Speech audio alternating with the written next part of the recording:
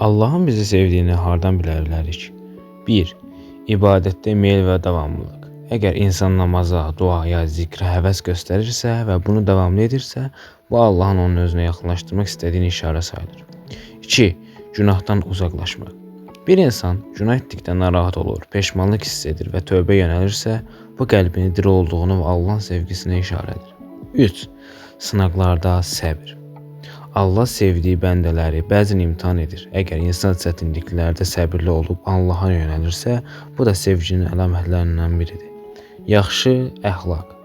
Doğruluq, mərhəmət, səbir, insanlara yaxşılıq etmək, bunlar Allahın sevdiyi xüsusiyyətlərdən biridir. Bu xüsusiyyətlər birində çoxdursa, bu yaxşı əlamətdir.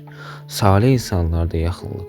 İnsan yaxşı imanlı və düzgün insanlarla dostluq edirsə və onlarla olmaqdan rahatlıq tapırsa, bu da Allahın onun lütfü sayılır.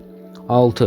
Dünyaya həddindən artıq bağlanmamaq. Qəlbin yalnız dünyaya yox, daha çox axirətə yönəlməsi də mühüm bir işarədir. Amma ən vacib budur. İnsan özünü mən Allahın sevimli quluyam deyə qəti hökm verməməlidir. Əsas olan daim çalışmaq, dua etmək və ümidlə qorxu arasında yaşamaqdır.